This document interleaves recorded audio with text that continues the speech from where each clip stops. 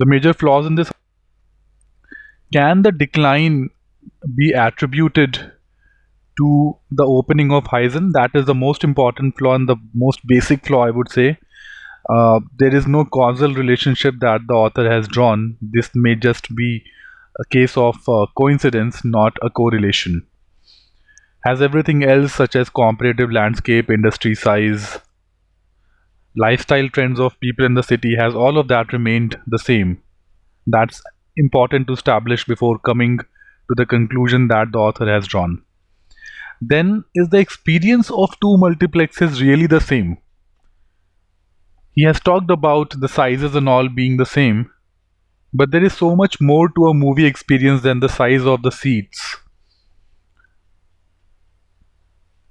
There may be various other factors such as sound quality, service quality, availability of parking, location, a lot of those factors. Author has completely ignored those very logical points. Had the author suggested that even these other important factors are just the same, then probably his argument would be more convincing.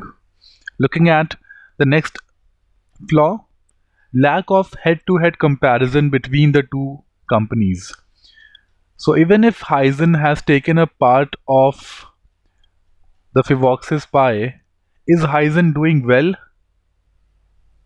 It is possible that the other company is spending a lot as well. While it is charging its patrons more, maybe it is also spending a lot and it may not be doing very well. So a head-to-head comparison of revenues and profitability would be very important for reaching the kind of conclusion author has reached. Thereafter, there is clear lack of evidence in concluding about consumers' perceived luxury by paying higher. No psychometric analysis or study or survey has been done to back this claim, and in the current state this looks very hasty. This just looks like a personal opinion rather than a logical argument. And now coming to the solution that the author has suggested. Author has suggested increasing price, but he has not talked about any lack of or reduction in business that is going to happen because of the increase in price. Certainly certain consumers may lose their loyalty because of the increase in price, and no financial analysis has been suggested for such business loss. In fact, there is no numerical financial analysis to quantify the results. It says just increase the prices significantly. It does not tell what effect it would have on the revenues and what effect it would have on the overall profitability. So in the current form, this sounds a very sentimental argument rather than a logical or analytical argument.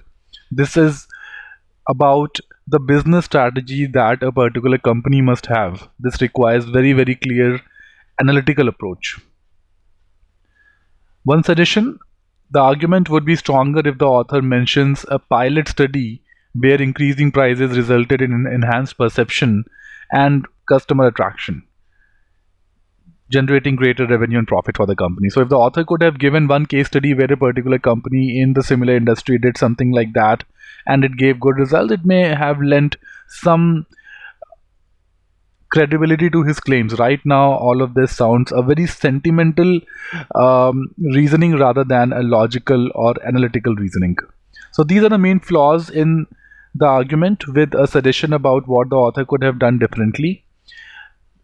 Coming to the structure that you should have for this essay, have a very clear introduction suggesting that always on the GMAT you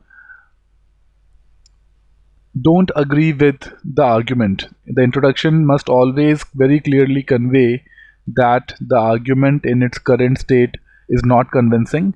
Then have a new paragraph for each flaw that you have determined. So if you have determined all 6 flaws, have 6 paragraphs in the stem of the essay, and then have a very clear conclusion suggesting that because of these reasons in the stem of the essay, the argument is not convincing. That will be all. Thanks for watching.